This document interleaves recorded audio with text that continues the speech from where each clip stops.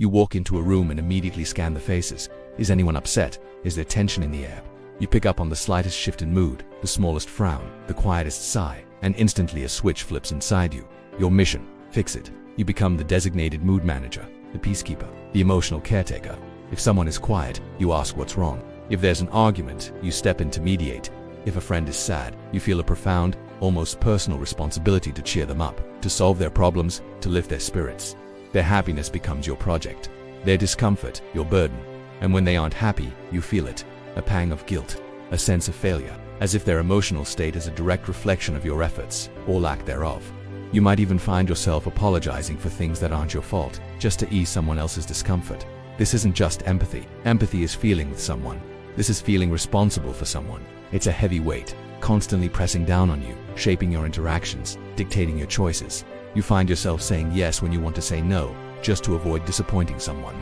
You bite your tongue to prevent conflict, even when your own boundaries are being crossed. You prioritize others' needs and feelings so consistently that your own often get lost in the shuffle. And the irony, while you're busy carrying everyone else's emotional load, your own goes unacknowledged, unaddressed. You become a master at tending to others' gardens, while your own lies untended, overgrown with the weeds of unspoken needs and unexpressed feelings. This silent burden leaves you exhausted, resentful, and profoundly lonely, because who is carrying your weight? Who is managing your mood? Who is ensuring your happiness? Often the answer is no one, because you've trained everyone around you, implicitly, that you're the one who does the carrying. And you've trained yourself that your worth is tied to your ability to keep everyone else afloat. But this isn't sustainable, and it's not fair. Not to you, and ironically, not even to the people you're trying so hard to protect. Because true connection isn't built on one person carrying all the emotional weight. It's built on shared responsibility, authentic expression, and the understanding that everyone is responsible for their own happiness. This isn't a trait you were born with. This profound sense of responsibility for others' happiness is a learned behavior, often rooted in early experiences where your emotional survival depended on it. Think back to your childhood. What was the emotional landscape of your home like? Perhaps you grew up with a parent who was emotionally volatile, unpredictable, or prone to intense moods. You quickly learned that your safety, or the peace of the household, depended on your ability to anticipate and manage their emotions. You became a little adult, walking on eggshells, trying to keep them happy to prevent an outburst, a withdrawal, or a conflict. Your role became the family's emotional barometer and regulator. Or maybe you had a parent who was chronically unhappy, depressed, or overwhelmed. You might have felt an unspoken pressure to cheer them up, to be the good child who didn't add to their burden.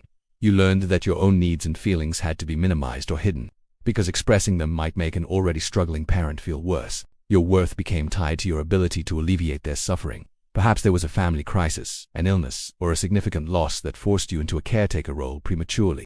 You stepped up, took on responsibilities beyond your years, and learned that your value came from being needed, from being the one who held things together. In these environments, you developed a highly attuned sensitivity to others' emotional states. You became an expert at reading subtle cues, at predicting potential upsets, and at deploying strategies to maintain harmony or prevent distress.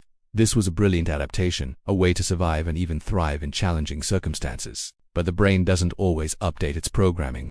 What was once a necessary survival skill can become an automatic, often detrimental adult pattern. Now, even in safe relationships, your nervous system still operates on that old programming. It still scans for threats, still feels responsible for the emotional temperature of the room, still believes that if someone else is unhappy, it's somehow your fault, and your job to fix it. You learned that your own emotional well-being was secondary to others, that your feelings were less important, less valid, or even dangerous if they disrupted someone else's peace. You learned that love and acceptance were conditional on your ability to be the good one, the helpful one, the peacekeeper. This created a deep-seated belief: if others are happy, I am safe. If others are unhappy, I am in danger, or I have failed. And so, the burden became ingrained. It's not a conscious choice you make every day. It's a deeply wired response, a reflex to protect yourself and those around you. Born from a time when you truly believed you had to carry that weight to survive. But you're not that child anymore, and the people around you are not your childhood caregivers. It's time to gently begin to question this old programming and understand that you are not responsible for everyone's happiness. The most insidious part of feeling responsible for everyone's happiness is the illusion of control it offers. If you can just do enough, say enough, be enough, then you can prevent others' pain, manage their reactions, and ensure a harmonious outcome. But this is a myth. You cannot control another person's emotions, their happiness, their sadness, their anger. These are their experiences, their responsibilities, their internal landscapes. You can influence, you can support, you can empathize, but you cannot control. Trying to control others' emotions is like trying to hold water in your hands. The harder you squeeze, the more it slips away. And in the process, you exhaust yourself, leaving your own hands empty and aching. The cost of this illusion is immense, and you're paying it every single day. 1. Emotional exhaustion. Constantly monitoring, anticipating, and trying to manage others' moods is draining. It leaves you feeling depleted, burnt out, and with little energy left for your own life.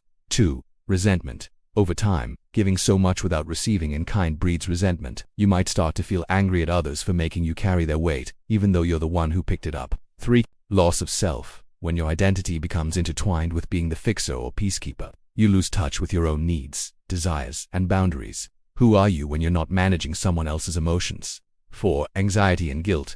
The constant fear of someone being unhappy, coupled with the guilt when they inevitably are, creates a pervasive state of anxiety. You live in a perpetual state of what if I fail?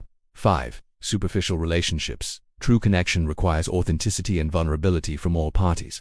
When you're always performing the role of emotional caretaker, you prevent others from seeing the real you, and you prevent yourself from experiencing genuine reciprocal support. 6. Enabling. Ironically, by always stepping in to fix things, you can inadvertently prevent others from developing their own emotional resilience and problem-solving skills. You deny them the opportunity to learn to carry their own weight. 7. Physical symptoms. Chronic stress from this burden can manifest physically as headaches, digestive issues, sleep problems, and a weakened immune system. Your body literally carries the weight your mind is trying to manage.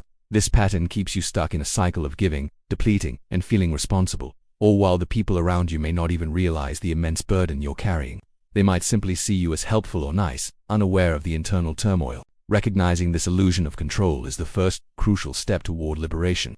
It's about understanding that you are not a puppet master of others' emotions. You are a human being with your own emotional landscape, your own needs, and your own right to peace. And releasing this burden isn't selfish. It's an act of profound self-preservation and a necessary step toward building healthier, more authentic relationships. Releasing the burden of being responsible for everyone's happiness is a journey, not a destination. It requires conscious effort, self-compassion, and the courage to set boundaries, something that might feel terrifying at first. Boundaries are not about pushing people away. They're about defining your own emotional space and protecting your energy. They're about communicating what you are and are not responsible for. Here is how to begin reclaiming your emotional space. 1. Awareness is key. Start by noticing the pattern. When do you feel that familiar pull to fix someone's mood? What triggers it? What physical sensations accompany it? Simply observing without judgment is powerful. 2. Challenge the belief. When you feel responsible, gently question the underlying belief. Is their happiness truly my responsibility? Can I actually control how they feel? Remind yourself that you are not. 3. Practice empathy, not responsibility. Shift from I need to fix this to I can understand and support. Offer a listening ear. Validate their feelings. That sounds really tough, but resist the urge to jump in and solve it for them. Let them own their emotional experience. 4. Communicate your boundaries gently. This is the hardest part. It might sound like, I hear you're going through a lot, and I'm here to listen, but I can't solve this for you. I need to take a step back from this conversation right now. I'm feeling overwhelmed. I can't take on that task, but I hope you find a solution. Remember, you don't need to over-explain or apologize. A clear, kind no is a complete sentence. 5. Allow for discomfort when you start setting boundaries. Others might react with surprise, disappointment, or even anger. This is normal. They're used to you carrying the weight. Their discomfort is their emotion, not yours to fix. Stay firm, stay kind, and allow them to process their own feelings. 6. Prioritize your own needs. Consciously carve out time and space for your own emotional well-being. What do you need to feel happy, rested, and content? Start tending to your own garden. 7. Seek reciprocal relationships. Gravitate towards people who understand that emotional support is a two-way street. People who respect your boundaries and offer care and understanding in return. This process will feel uncomfortable. It will challenge deeply ingrained patterns and beliefs. You might feel guilty, selfish, or even afraid that people will leave if you stop being their emotional caretaker. But remember, the people who truly care about you will respect your boundaries. They will understand that you are a human being, not an emotional vending machine. And the relationships that thrive after you set boundaries will be stronger, more authentic, and truly reciprocal. You are not responsible for everyone's happiness. You are responsible for your own. As you gradually release the burden of others' happiness, a profound shift begins to occur. You start to reclaim your own emotional space, your own energy, and ultimately your own capacity for joy. This isn't about becoming uncaring or indifferent. It's about learning to care wisely. It's about understanding the difference between empathy and enmity. When you stop trying to control others' emotions, you free up an incredible amount of mental and emotional energy. This energy can then be redirected towards self-discovery, authentic connection, emotional resilience, peace and calm, and genuine joy. This journey of releasing the silent burden is an act of profound self. It's about giving yourself permission to be a full, complex human being with your own emotional landscape, rather than a perpetual emotional support system for others. You will still care deeply. You will still offer support and empathy, but you will do so from a place of strength and choice, not from a place of obligation or fear. You will understand that your role is to be a loving presence, not a savior. And in doing so, you will discover that the greatest gift you can give to others isn't to carry their burdens, but to model what it looks like to live authentically, with healthy boundaries, and to take responsibility for your own happiness. You are not responsible for everyone's happiness. You are responsible for your own, and in reclaiming that responsibility, you open the door to a life of greater peace, deeper connection, and more genuine joy than you ever thought possible. You are worthy of that freedom.